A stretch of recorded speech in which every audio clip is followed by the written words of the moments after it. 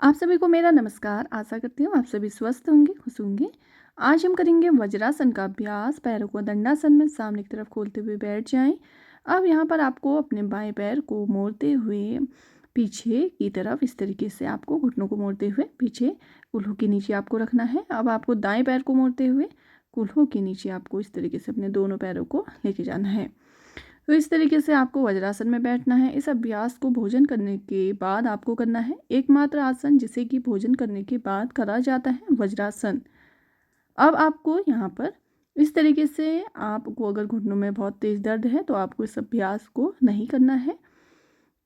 हाथों को सामने रखते हुए कुछ देर लंबी गहरी सांस लें, धीरे से छोड़ें, कमर गर्दन सीधी रखें। कुछ देर इसी अवस्था में बैठने का प्रयास करें जितनी देर तक आप बैठ पा रहे हैं। वज्रासन एकमात्र आसन जिसे कि भोजन करने के बाद करा जाता है और सभी आसनों को बिना भोजन करे अर्थात खाली पेट आपको करने होते हैं। सिर्फ एक आसन है जिसे कि आपको भोजन करने के बाद करना है, वज्रासन। इस तरीके से पैरों के तलवे आपके पीछे आपको दिख रहे होंगे। इस तरीके से आपको पीछे पैरों के तलवों, एक अंगूठे के ऊपर दूसरा पैर का अंगूठा था, तो इस तरीके से आपको बैठना है। वज्रासन का अभ्यास करने से यह गैस एसिडिटी की समस्या को दूर करने में मदद करता है, पेट को स्वस्थ रखने में मदद करता है, पैरों को मजबूती देता है और यह हमारी पीठ को, रीढ़ को लचीला बनाने में मदद करता है। इस अभ्यास को आपको रोजाना करना है। आप भोजन करने के तुरंत बाद इसे कर लीजिए। अब यहीं पर आपको धीरे से अपने पैरों को सामने की तरफ खोलना है। अब पैरों को हाथ पीछे रखिए और शरीर को ढीला छोड़ते हुए पैरों को आराम से शरीर ढीला छोड़ते हुए पूरी थकान दूर करें। लंबी गहरी सांस लें, धीरे से छोड़ें। पैरों की पूरी थकान दूर करनी है। थोड़ा सा पैरों को हिला लीजिए जिससे कि पैरों की पूरी थकान दूर हो। अब यहीं पर कुछ देर आंखें बंद करते हुए शांति से बैठ जाएं। आंखें बंद रहेंगी कुछ देर। मन को शांत करते हुए केवल अपनी आती जाती श्वासों पर ध्यान केंद्रित करें। नमस्कार दोस्तों, आप सभी का स्वागत है। आशा करती हूँ आप सभी स्वस्थ होंगे, खुश होंगे। तो आज हम करेंगे गर्मियों से बचने के लिए 2 अभ्यास। पहला है शीतकारी प्राणायाम का अभ्यास, दूसरा है चंद्रभेदी प्राणायाम का अभ्यास, जो कि शरीर को ठंडा रखने में मदद करते हैं। तो गर्मियों के लिए लाभकारी अभ्यास। यदि आप भी गर्मी से परेशान हैं तो इन अभ्यासों को करना शुरू कर दें।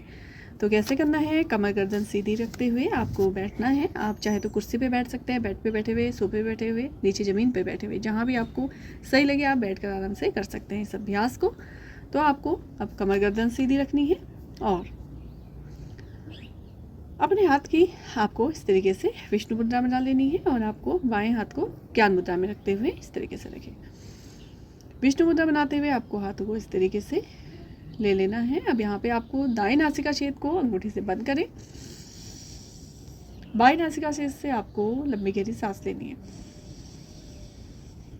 अब बाएं नासिका छेद को बंद करते हुए दाएं से बाहर। दोबारा आपको दाएं नासिका छेद को बंद करना है। बाएं से लंबी गहरी सांस लें, बाएं को बंद करते हुए दाएं से बाहर। तो आपको बार बार बाएं से ही लंबी गहरी सांस लेनी है, दाएं से बाहर करना है।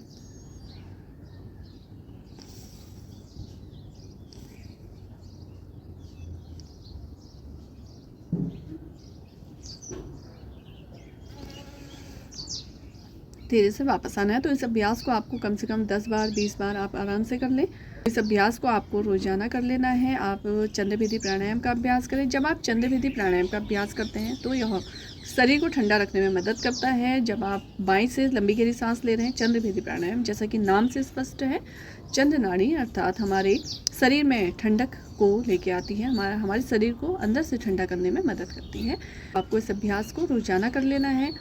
बीपी हाई रहता है, माइग्रेन, बहुत ज़्यादा गुस्सा आता है, थकान तनाव रहता है, तो उन सभी के लिए अभ्यास काफ़ी लाभकारी है। इस अभ्यास को नहीं करना चाहिए, इस बारे में जानते हैं। जिनका बीपी लो रहता है या बहुत ज़्यादा कफ प्रकृति वाले हैं, सर्दी जुकाम की समस्या रहती है, तो उन्हें इस अभ्यास को करने से बचना है। प्राणायाम हम करेंगे शीतकारी प्राणायाम का। अगर आपने ये दोनों अभ्यास रोजाना 5-5 मिनट आपने कर लिए तो आप खुद महसूस करेंगे कि आपके शरीर को ठंडा रखने में मदद करने वाले हैं। तो इन अभ्यासों को आपको रोजाना करना है। शीतकारी का अभ्यास करने के लिए आपको हाथों को इस तरीके से घुटनों के ऊपर, चाहे तो ज्ञान मुद्रा में भी हाथों को रख सकते हैं। अब यहाँ पर आपको दांतों को ऊपर और दांत तो ऊपर और नीचे की पंक्तियों को दांतों के आपस में इस तरीके से मिला लेना है। अब यहीं पे आपको पूरी हवा को अंदर खींचना है और फिर धीरे से नाक से बाहर छोड़ना है। तो इस तरीके से दांतों को मिलाएं।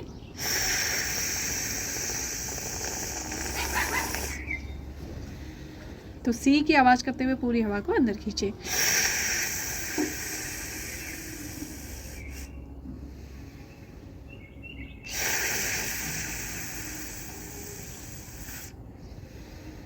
सी की आवाज़ करते हुए आप जितनी अच्छी से अंदर हवा खींच सकते हैं।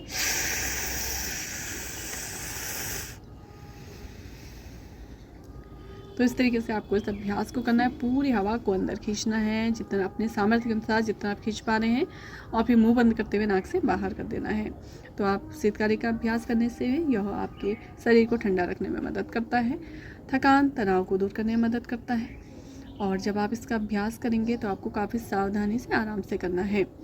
बीपी हाई रहता है या आप बहुत ज़्यादा शरीर में गर्माहट रहती है, तो इन सभी समस्याओं को दूर करने के लिए बहुत अच्छा अभ्यास है। तो आप इस अभ्यास को 10 बार 20 बार आराम से कर लें।